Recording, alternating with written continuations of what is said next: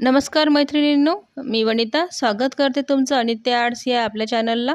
आज मी तुमच्यासोबत ही खूप सुंदर अशी ब्लाऊज डिझाईन शेअर करणार आहे आणि या ब्लाऊजच्या स्लीव्ज जे आहे ते सिंपल आहे। ब्लाऊजला दिलेले काठ होते त्याचा वापर करून आपण इथे गळ्याला छान अशी डिझाईन दिलेली आहे। तर चला तर मग व्हिडिओला सुरुवात करूया।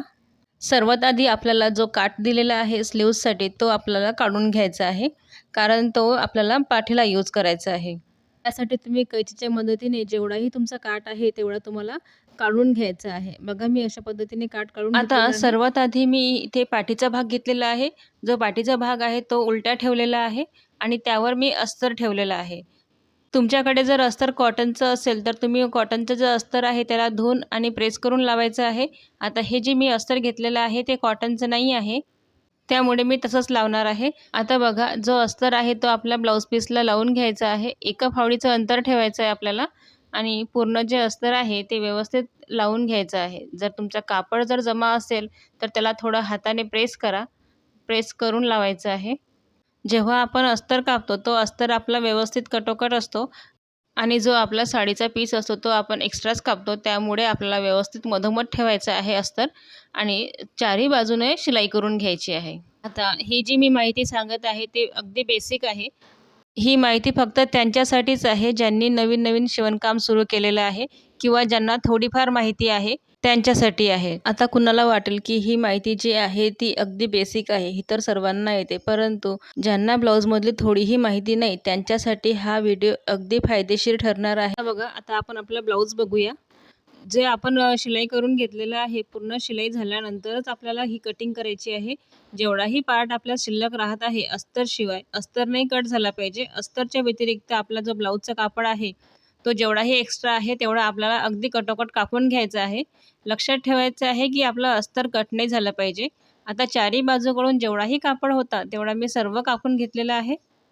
व्यवस्थित असं कटिंग करून घ्यायचं आहे आपल्याला। आता बघा जो आपला अस्तर आहे आणि जो मेन कापड आहे आपला तो अटॅच करून झालेला आहे। आता आपल्याला पाठीचे टक्स टाकून घ्यायचे आहे। पाठीच्या टक्सला तुम्ही आधीच 1 इंच कापड सोडलेला असतो, तर दोन्ही साईडला अर्धा इंच असा तो 1 इंच आपल्याला शिलाईमध्ये घालायचा आहे। दोन्ही साईडने सारख्या अंतरावर टक्स टाकायचे आहे आपल्याला आणि टक्स टाकून झाल्यानंतर आपल्याला पाठीची पट्टी लावायची आहे। तर तुम्हाला रोज नवनवीन व्हिडिओ बघायला आवडत असेल किंवा नवनवीन ब्लाऊज डिझाईन शिवायला आवडत असेल तर तुम्ही नक्की चॅनलला सबस्क्राईब करा। या चॅनलला मी रोज एक नवीन ब्लाऊज व्हिडिओ टाकत असते। आता बघा अर्धा इंचाचं अंतर ठेवायचं आहे आपल्याला आणि पूर्ण पट्टी आपल्याला मेन ब्लाऊजला आपल्याला लावून घ्यायची आहे। आता ती पट्टी फोल्ड करायची आहे आणि फोल्ड केल्यानंतर आणखी एक शिलाई घ्यायची आहे।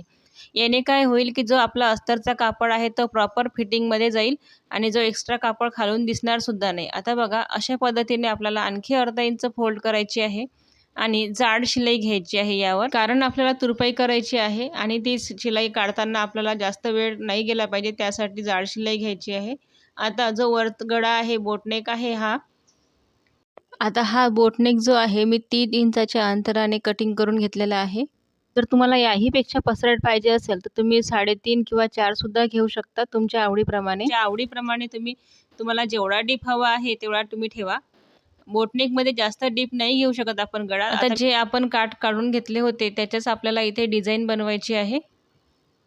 आता गळ्याच्या खाली तुमचा जेवढाही भाग आहे तेवढ्या भागाच्या तुम्हाला 2 पट्ट्या काढून घ्यायच्या आहे काठाच्या आणि मधोमध असा जॉईंट करून घ्यायचा आहे आपल्याला। त्याआधी आपल्याला जो आपला साडीचा कापड आहे त्यामधून एक पट्टी काढून घ्यायची आहे आणि असे थर्माकोलचे बॉल मिळतात मार्केटमध्ये, ह्या छोट्या बॉलचा वापर करून आपल्याला पोटली बटन बनवून घ्यायचे आहे।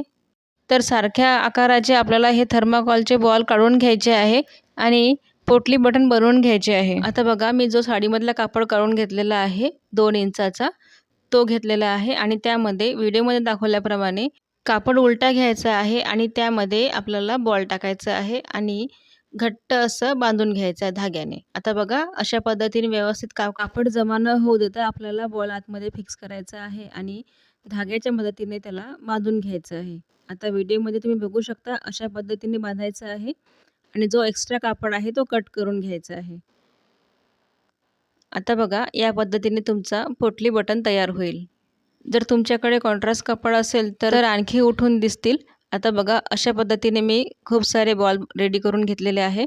आता जो कापड आहे आपला काठाचा काठाच्या कापडावर मी 1-1 इंचाचा अंतराने मार्किंग करून घेतलेलं आहे. आता तुम्हाला जर 1 इंचाचं अंतर ठेवायचं असेल तर त्या पद्धतीने ठेवा, नाहीतर त्यापेक्षा कमी किंवा जास्त घेतलं तरी चालेल तुमच्या आवडीप्रमाणे. आता मी इथे 1-1 इंचाचं अंतर ठेवलेलं आहे. जेव्हा आपण पोटली बटन लावतो तेव्हा थोडी फावडी आपल्याला उचलून घ्यावं लागणार आहे, कारण की जे बटन आहे ते थोडं जाड असते आणि त्यावर एकसारखी शिलाई येत नाही. त्यासाठी आपल्याला थोडं फावडी उचलून घ्यायची आहे आणि शिलाई करून घ्यायची आहे. जर तुमच्या ब्लाऊज पीसला दोन्ही साईडला काठं असेल तर जो एक काठ आहे तो पाठीला जाईल आणि जो दुसरा काठ आहे तो तुमच्या ब्लाऊजच्या स्लीव्जला जाईल. आता बघा मी पोटली बटन सगळे लावून घेतलेले आहे आणि त्यावर काठाचा दुसरा पार्ट आहे तो असा व्यवस्थितपणे आपल्याला शिवून घ्यायचा आहे. आणखी एक शिलाई द्यायची आहे वरून प्रेस शिलाई. व्यवस्थित असं हाताने प्रेस करून घ्यायचं आहे. आता दोन्ही साईडचे जे काटा आहे ते आपल्याला एक शिलाई घेऊन घ्यायची आहे काठाला आणि खालच्या साईडला जर तुम्ही पाठीची पट्टी लावली असेल तर तुम्हाला खालच्या साईडला सुद्धा फोल्ड करावं लागेल. आता ब्लाऊजचा मागचा पार्ट घ्यायचा आहे आणि एक मधोमध लाईन पाडून घ्यायची आहे. ही लाईन पाडल्याने काय होईल की तुमची जी पट्टी तुम्ही रेडी करून ठेवलेली आहे ती इकडे-तिकडे जाणार नाही. आता बघा, जी आपण पट्टी रेडी करून घेतलेली आहे ती अगदी मधोमध ठेवायची आहे. थोडा कट करून घ्यायचा आहे, त्याने आपल्याला लक्षात येईल की आपला कट टू कट मॅच होत आहे की नाही. आता बघा, आपल्याला अशा पद्धतीने ब्लाऊजला लावून घ्यायची आहे. पिनअप करायचं आहे आणि दोन्ही इकडून शिलाई घेऊन घ्यायची आहे. आता मी जो गळा आहे तो रेडी करून घेत आहे. नेहमीप्रमाणे मी तिरप्या पट्ट्या कापून घेतलेल्या आहे, जॉईंट करून घेतला आहे आणि गळ्याला लावून घेतलेल्या आहे. आता बघा अशा पद्धतीने तुमचा गळा रेडी होईल. सिंपल आणि सोबर डिझाइन आहे, खूप सुंदर दिसेल ही बोट नेकला. 4 टक्स ब्लाऊज आहे हे आणि जे काठा आहे हे काठ एकाच साईडला दिले असल्यामुळे आपल्या स्लीव्सला काठ नाही आलेला आहे आणि फ्रंट साईडला व्ही नेक आहे, फ्रंट ओपन आहे. रोज असेच नवनवीन व्हिडिओ बघण्यासाठी चॅनलला नक्की सबस्क्राईब करा आणि माझे व्हिडिओ आवडत असेल तर नक्कीच लाईक करा. व्हिडिओ शेवटपर्यंत बघितल्याबद्दल धन्यवाद.